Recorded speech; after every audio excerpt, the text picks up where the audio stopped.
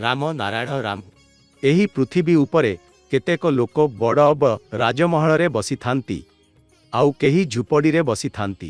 जदि पृथिवी उपरे व्यक्तिगत मालिकाना अधिकार न थांता तेबे एपरी भिन्नता हुए ना। आकाश रे तारा नक्षत्र पाई कोनोसी उच्च नीच बड़ छोट भेद नाही। आकाश रे अनेक अगणनीय तारा अछि।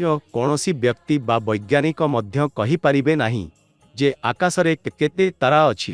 तेबे लोकमाने काहीकि एही विचार करंती नाही जे आमे किए कुओठु आसीछु, मृत्यु परे केउठी जीवु।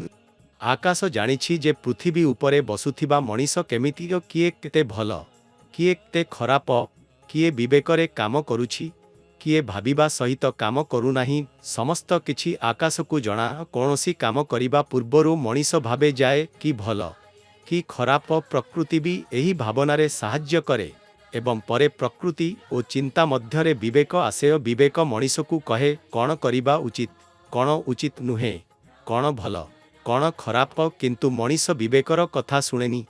प्रत्येक व्यक्ति जानी शुणी भूल करे, से निजे निज भूल पाई दायी अटे। पृथिवी उपरे एमिति केही नाही जिए केबे भूल करि नथिबो। पूर्व दिन रे चुली रे खाद्य रंधा जाउथिला। मु गाँ रे काहारो घर को गलिथिली। सेठारे जड़े महिला चुली रे रंधुथिले और तांको छुआ दौड़ी आसिला और चुली पाखरे अपेक्षा कला। जदिओ माँ ताकू रुकिबाकू कहि नथिले, किंतु छुआ विवेकरे बुझीगला जे आगोकू गेले से पुड़ी जीव।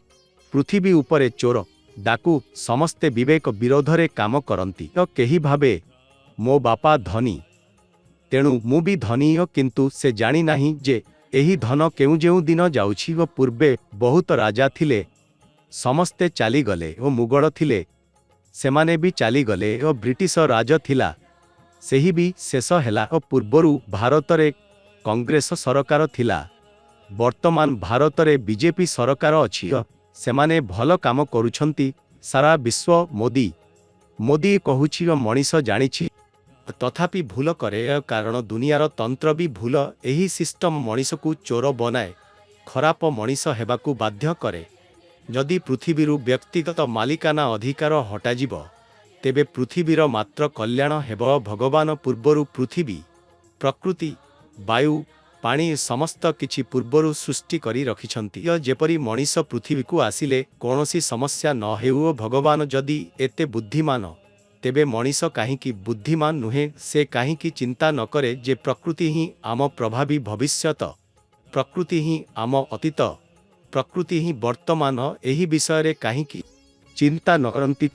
जदि मनीष प्रकृति को माता, पिता और गुरु भावे ग्रहण करिबो तेबे लोकमाने मनुष्य सृष्टि कोनोसी वस्तु पाई आवश्यकता अनुभव करिवे नाही। सेथिपाई प्रकृति को आपणक जीवनर आधार बनांतु ओ सांगरे राम नारायण रामर निरंतर जप करंतु। आपणक जीवन धन्य होई जीव।